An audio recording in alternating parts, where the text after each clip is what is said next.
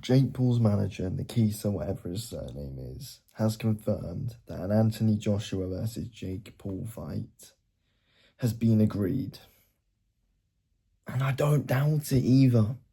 I don't doubt it. I believe it. It probably has been. Eddie Hearn's been pushing for this for God knows how long. He very clearly wants it. Very clearly he wants a big payday promoting it, because it's probably going to be a joint promotion between Matchroom and MVP for promoting this. When it happens, it's going to happen. It is actually going to happen. We're talking about Jake Paul too much at the moment. We are talking about him too much, and it is a real shame to see. There's not much boxing going on right now until basically the Dave Allen Nurmagomedov fight week. I mean, we got Nathaniel Collins next week, but there's not loads going on at the moment. So we're talking about Jake Paul because he's had his press conferences with Tank, and now we get the news that the Anthony Joshua fight's been agreed. And I don't doubt it. It probably has been. But then again, Eddie Hearn's there saying, Joshua's got a fight in Ghana, which, again, probably is true. I don't think that's next for Joshua, the Jake Paul fight. He might be like Tony Yoka, they were saying, will happen at some point, like for a comeback fight for AJ. Then after that, we then just see a random Jake Paul fight for AJ just to cash out. I think if AJ takes a Jake Paul fight, don't fight again after. Like, you can't fight Jake Paul. If you're Anthony Joshua, you can't fight Jake Paul and then suddenly think, oh, I can now just get a Tyson Fury fight. Like, you can't do that. If you're Joshua, you can't. You shouldn't be allowed to do that, in my opinion. If Joshua does it, he's cashed out completely and should stop boxing afterwards. If this Jake Paul fight happens, if it's actually true. I mean, Joshua probably wants it. I mean, the impression I'm getting is it's Eddie Hearn who's mostly been wanting it and pressing for it. Joshua did put something out in March, though, like saying, oh yeah, 2026, Jake Paul.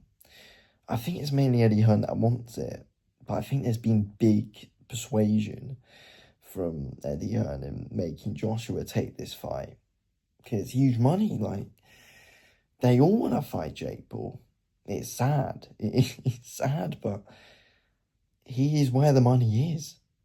Turki Al-Sheikh is where the money is, and then it's Jake Paul on Netflix. That's where the money is. So of course they're going to do it. They don't care.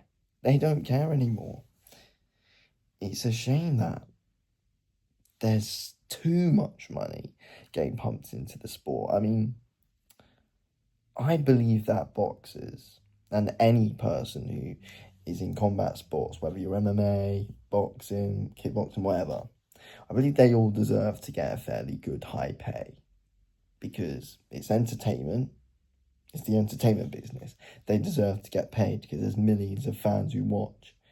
And the health risks involved as well. They deserve to get paid for the training camps they go through.